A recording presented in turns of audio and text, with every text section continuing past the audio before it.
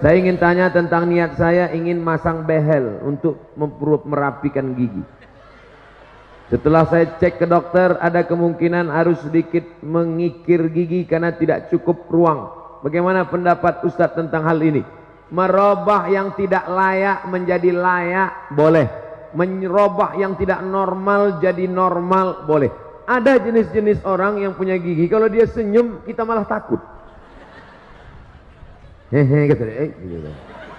Yang begitu itu boleh dia robah. Tapi yang sudah bagus, yang sudah normal, malah diotak-atik sehingga menjadi abnormal, masuk dalam kategori 5 hadis riwayat dari sahabat Nabi as-sahabi al-jalil Abdullah ibnu Mas'ud radhiyallahu anhu. La'anallahul wasimat, Allah melaknat tukang buat tato, wal mutasimat, minta buatkan tato, wal mutanammisat, mencabut, ini alis apa bulu mata? Mencabut alis, mengotak-atik alis, wal mutafallijat, mengotak-atik gigi, wal mughayyirat, yang kelima, lil husni, merubah ciptaan Allah untuk merasa lebih cantik. Setan mempermainkan dia. Kata setan, masukkan kresek ke wajahmu, dagu panjang, isinya kresek. Enggak kresek Ustaz, silikon. Silikon itu kan plastik. Kresek. Makanya kalau diperiksa wajahnya itu cuma 5% yang daging, lain kresek. Dagu plastik, hidung plastik. Suntik 2 bulan pertama cantik, masuk bulan ketiga dagu turun, hidung turun. Tinggal lo ambil sapu lidi. Nenek sihir. Sampai ini apa nama yang di ujung ini? Bulu mata. Ini pun plastik juga, lentik, plastik. Ada orang bakar sampah, layu. Panas. Apa ini? Biarlah engkau cantik karena bekas air wudukmu. Engkau cantik karena cahaya Al-Quran dari matamu. Engkau cantik karena bekas solat tahajud. Siapa yang solat tahajud di waktu malam, cahayanya dijaga Allah sampai di waktu siang. Loh, itu anak alumni Darul Quran Mulia itu kok bercahaya wajahnya? Iya, bekas air wudhu. Emangnya aku tayamum? Oleh sebab itu maka orang yang selalu mengotak-atik wajahnya, sobek di sini, suntik di sini, isi di sini, itu dipermainkan setan. Wala udillannahum, aku sesatkan, wala umanniyannahum, aku buat mereka berilusi, berhalusinasi. Engkau makin cantik, engkau lebih cantik, engkau lebih cantik. Tapi sebenarnya dia saja yang merasa cantik, orang melihat dia malah takut. Saya melihat orang bagi operasi-operasi itu malah wajahnya mengerikan, menakutkan. Coba lihat di internet contoh beberapa artis barat, bule, yang wajah di hari tuanya amat sangat menakutkan akibat dari merubah-rubah ciptaan. Tapi kalau hanya memperbaiki dari yang tak layak menjadi layak, face off bagi yang kebakaran, na'udzubillah, habis kena api, maka dioperasi menjadi layak, boleh, tidak termasuk dalam wal mughayyirat lil husni. Bagaimana menurut Ustadz tentang kebijakan baru, yaitu nikah minimal harus 19 tahun dan harus ada sertifikat siap nikah terlebih dulu dengan mengikuti pelatihan 3 bulan.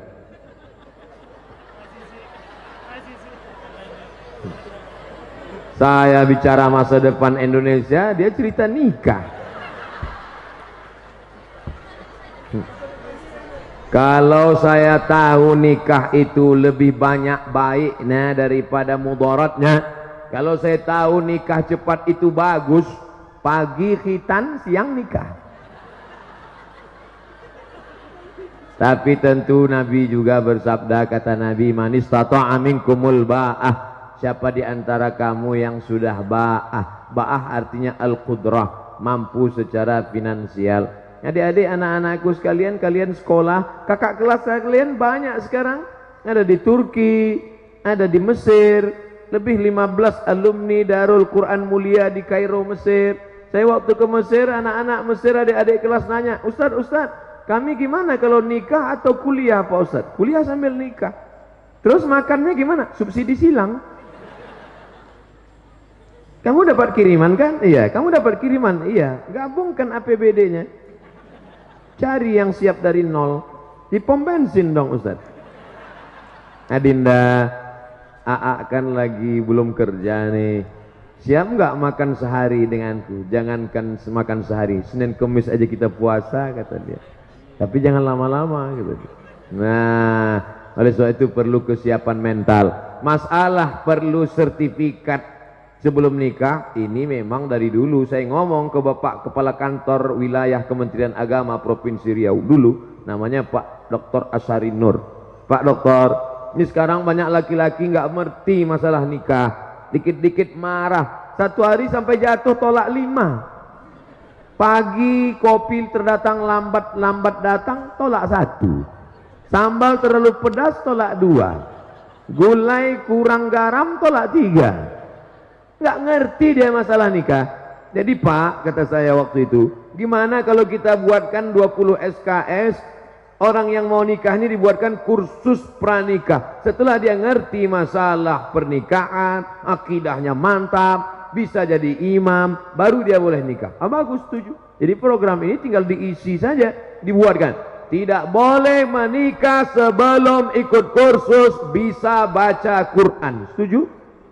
Supaya dia bisa jadi imam. Bayangkan kalau suaminya tamat Darul Quran mulia. Masya Allah. Di tengah malam itu dia akan membangunkan istrinya. Wake up my darling.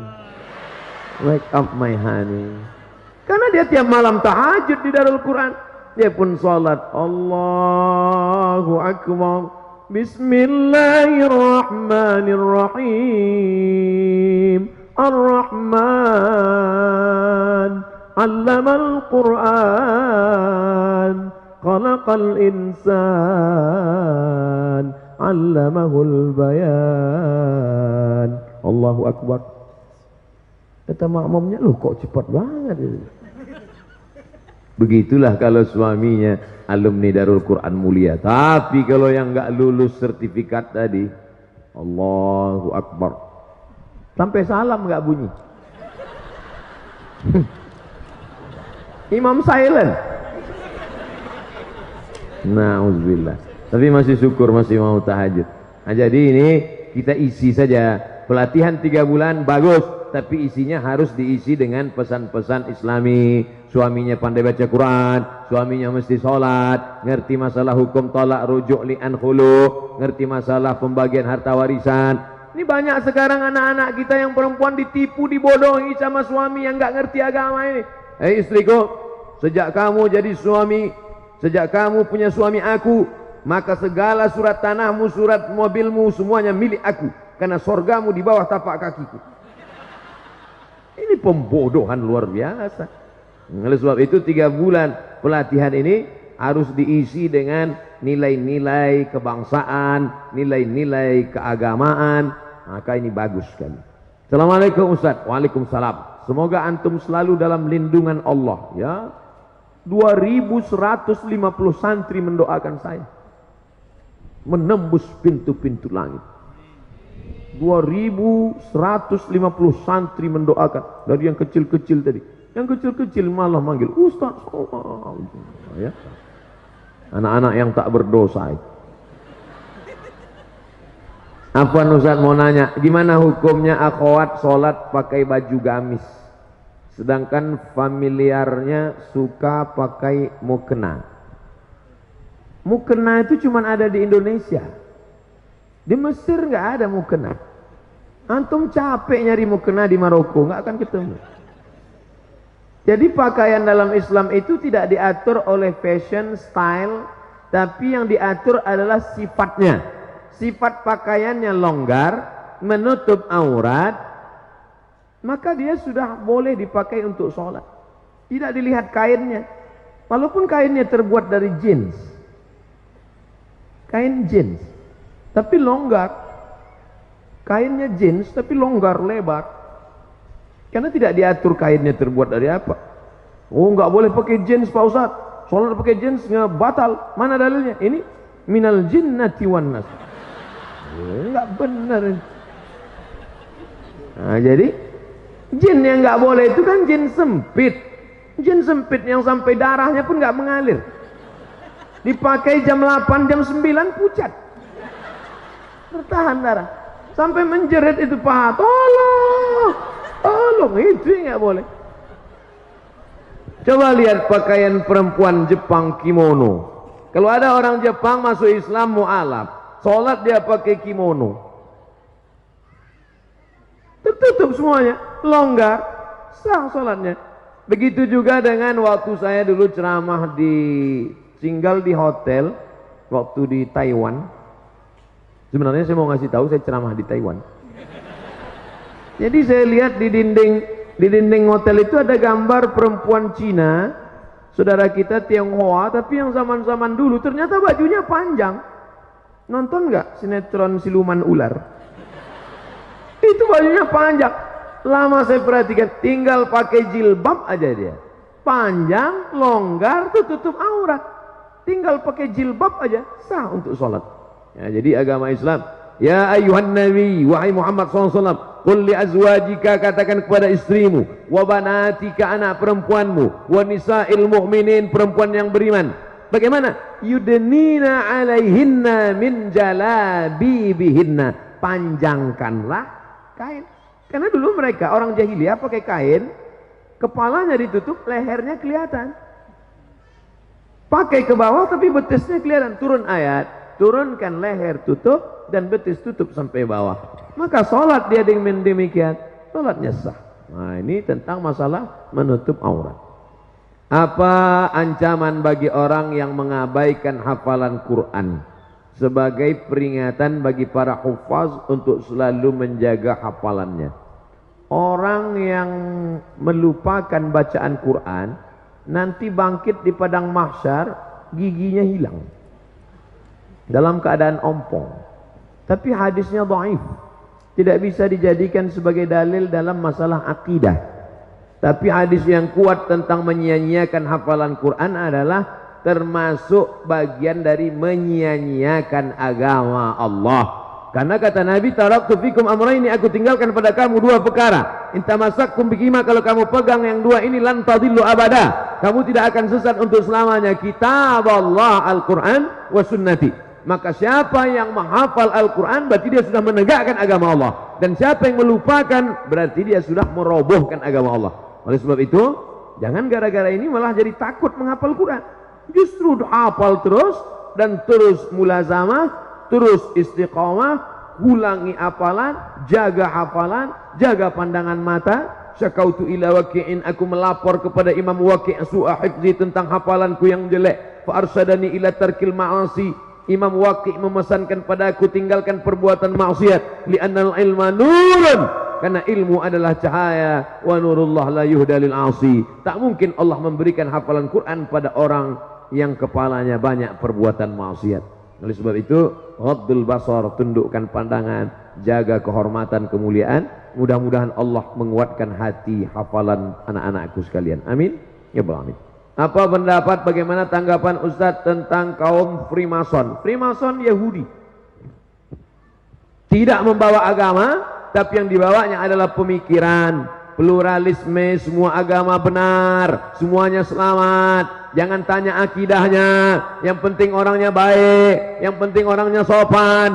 Jangan tanya agama, jangan tanya akidah. Dalam Islam justru lain asyrakta, kalau kau syirik, la yahbatanna amaluka, semua amalmu tidak bermakna. Wa qadimna ila ma amilu min amalin, semua amal kamu nanti akan didatangkan, ini sedekahmu, ini wakafmu, ini infakmu, tapi kemudian dijadikan amal itu haba'am mansura, seperti debu yang dihembus angin. Dalam Islam pokok pangkal pertama yang penting adalah akidah.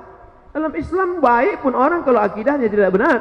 Wa may yabtaghi ghairal islami dina, siapa yang mencari agama selain daripada Islam, falan yuqbala minhu, dia tidak akan diterima, wa huwa fil akhirati minal khasirin. Laki-laki kalau mau mencari perempuan yang dilihat agamanya, tungkahul mar'atu li arba', perempuan dinikahi karena 4, 5 liha, karena hartanya, wali hasabiha, karena keturunannya, wali jamaliha, beautiful. Tapi yang dipandang, coba lihat yang keempat, fazfar bidzatid din, lihatlah agamanya, taribat yadaka, kau akan selamat. Perempuan kalau memandang laki-laki, walinya, bapaknya, kakeknya, abangnya, adiknya, pandang laki-laki apa? 2, idza ja'akum man tardawna dinahu, kalau kau lihat ada laki-laki baik agamanya, wa khuluquhu, baik akhlaknya, fazawwijuhu, nikahkan anakmu, adikmu dengan dia. Yang pertama dilihat dari laki-laki agama, yang dilihat dari perempuan agama. Jadi sekarang kalau ada Freemason mengatakan agama nggak penting, yang penting dia orangnya baik, yang penting gajinya besar, yang penting mobilnya mewah. Oh, nggak bisa begitu. Iya kalau mobilnya cash, kalau kredit. Ustadz, jika kita punya utang, wah ini udah cerita utang nih, belum dibayar. Ketika kita ingin membayarnya, kita tidak tahu di mana orangnya berada. Alhamdulillah. Bagaimana cara kita untuk membayar utang tersebut? Cari dia. Di mana nyarinya Pak Ustadz? Google.com. Sekarang dengan adanya teknologi mudah sekali mencari. Saya berapa kali cari teman SD, teman sekolah, teman pesantren, saya cari di FB ketemu. Efek positifnya bisa silaturahim, tapi ada juga efek negatifnya. Banyak yang CLBK. Cucian lama belum kering. Tadi saya buat undangan reuni. Ustaz Somad tolong umumkan acara reuni anak SMEA. Hai saudara-saudara alumni SMEA sekolah anu, jangan lupa hadiri reuni pada tanggal sekian. Reuni tetap sambung silaturahim. Awas, jangan CLBK, waspadalah. Nah, oleh sebab itu reuni-reuni bagus, ya kan? Iya kata anak Ustaz. Nah, cari dia. Kalau sudah dicari nggak juga ketemu ahli warisnya, ternyata dia sudah meninggal, anaknya ada, bayar ke anaknya. Anaknya juga nggak ada lagi Pak Ustadz. Maka hitung berapa hutangmu dulu, hitung menurut harga emas tahun 80 1 gram berapa. Kalau 1 gram sekarang 500.000, ikut. Dulu kamu hutangnya berapa? Kalau dihitung emas 2 gram Pak Ustadz, waktu itu berapa? 25.000. Sekarang 2 gram emas sudah 1 juta. Jangan bayar 25.000, karena 25.000 sekarang dengan dulu inflasi, harga tidak stabil. Yang stabil itu emas. 2 gram dulu berarti 1 juta sekarang. Bayarkan. Kemana bayarnya? Lembaga yang dinikmati orang banyak. Di mana itu Pak Ustadz? Yang paling berkah para penghafal Quran, serahkan ke Darul Quran Mulia untuk pembangunan masjid. Kalau Darul Quran mau nerima. Bisa jadi Darul Quran Mulia nggak mau nerima. Pak, saya mau membayar hutang. Sudah kamu cari? Sudah. Hutang apa ini? Dulu Pak. Hutang apa? Saya malu mau cerita. Masalah apa? Dulu makan bakwan sering bayar. Kalau cuman bakwan jangan bawa ke Darul Quran. Terlalu kecil, brother. Serahkan ke lembaga yang dinikmati orang banyak. Apa itu? Panti asuhan, pondok pesantren, pembangunan masjid, panti jompo. Bagaimana mengurangi kemaksiatan yang sudah menjadi kebiasaan, bahkan sudah menjadi karakter, sudah menjadi perbuatan kebiasaan. Pepatah kita mengatakan Allah bisa karena biasa, terbiasa. Kalau terbiasa bangun jam 3, setelah itu sholat tahajud, habis itu sholat witir, habis itu ngapal, habis itu ngulangi hafalan, habis itu taksin, habis itu, maka dia akan terbiasa. Begitu juga sebaliknya, kalau sudah terbiasa buat dosa, maka perbuatan yang pertama mesti dilakukan adalah taubatan nasuha. Ya ayyuhalladzina amanu, orang beriman, tubu ilallah taubatan nasuha. Setelah itu berjamaah buat komunitas. Komunitas ex-tatu, mantan petatu. Komunitas jombloan fisabilillah. Komunitas biker subuhan. Komunitas banyak, buat komunitas. Karena serigala akan menerkam kambing yang melepaskan diri dari jamaah. Alaikum bil jamaah, iyyakum wal furqah. Setelah itu sering-sering lihat orang sakit, sering lihat orang mati, melihat liang kubur. Kalau perlu liang lahat itu dipoto, dijadikan wallpaper. Jadi supaya ingat terus.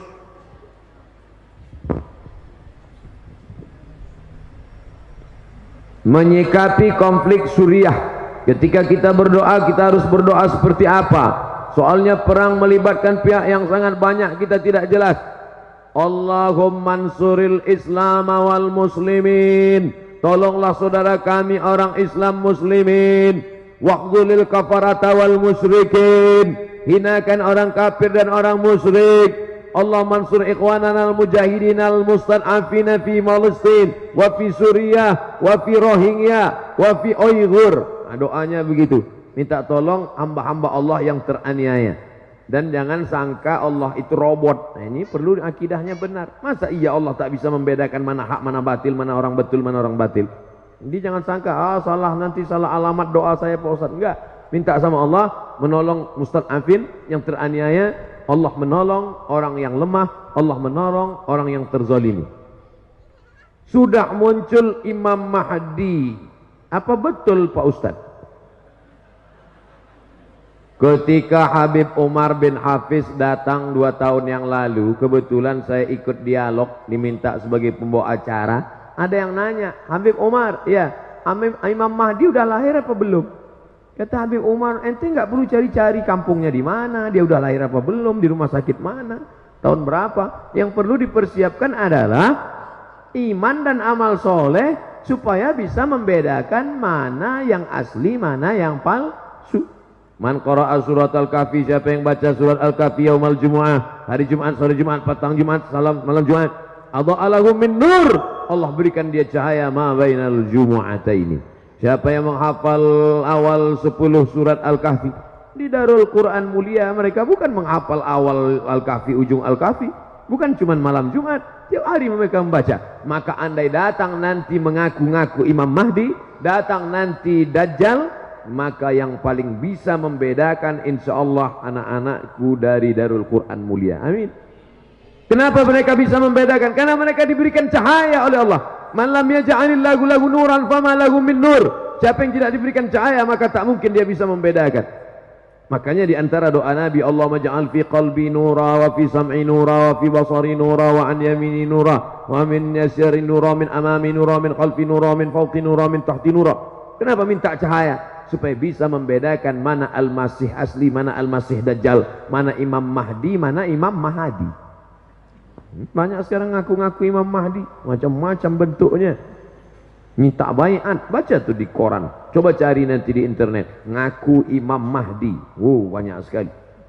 Baik di Imam Mahdi internasional maupun Imam Mahdi lokal. Iya, ada itu. Tawaf dia di Makkah minta baiat. Minta baiat di samping Ka'bah, ditangkap sama polisi Masjidil Haram. Masa iya Imam Mahdi bisa ditangkap? Tentang Al-Quran dan musik, saya pernah baca tulisan semakin banyak musik, semakin banyak lagu musik yang kita hafal, semakin banyak hafalan Quran kita yang hilang. Apa betul itu Pak Ustadz? Musik yang melalaikan. Wa minan nasi may yashri lahwal hadis. Ada sebagian manusia membeli lahwal hadis. Lahwal hadis yang dimaksud itu kata Imam Mujahid. Mujahid itu murid dari Imam Abdullah bin Abbas. Abdullah bin Abbas adalah murid Nabi Muhammad SAW yang banyak riwayatnya dalam tafsir Imam Abu Ja'far Ibnu Jarir At-Tabari. Murid Ibnu Abbas itu Mujahid, Ad-Dhahhak, Ikrimah, paling banyak riwayat. Karena doa Nabi untuk Abdullah bin Abbas, Allahumma faqihhu fid din wa 'allimhu ta'wil. Makanya disusunlah tafsir Tanwirul Miqbas, kumpulan tafsir Abdullah ibn Abbas. Abdullah bin Abbas radhiyallahu anhuma. Nah, apakah musik bisa melalaikan hati dalam Al-Quran? Dari Al-Quran? Ya. Karena kalau orang hafal lagu, itu pasti terngiang-ngiang dia. Saat mau tidur malam, ayatnya kalah. Yang diingat itu musik pas mau tidur malam.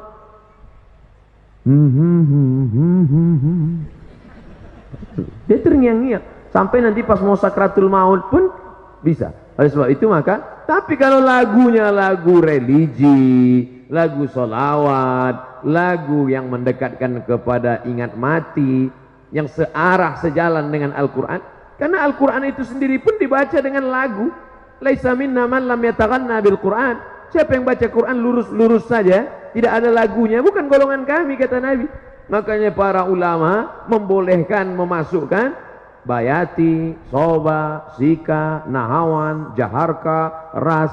Itu tadi qori kita, itu kan pakai lagu itu. A'udzubillahi minasyaitonir rajim. Bismillahirrahmanirrahim. Itu pakai lagu. Gimana baca Quran nggak pakai lagu? Alhamdulillahirrahmanirrahim.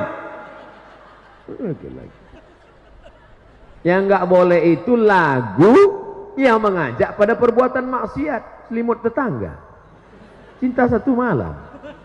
Apa ini lagu? Mengajak pada perbuatan zina. Tapi kalau lagunya ingat mati, lagunya mengingatkan kepada Rasul, lagunya pula Al-Quran, Allahumma arhamna bil Quran. Itu ada lagunya. Azan aja pakai lagu. Azan itu pakai lagu. Allahu Akbar, Allahu Akbar. Pakai lagu. Gimana azan nggak pakai lagu? Allahu Akbar, Allahu Akbar. Itu bukan azan, ngamuk.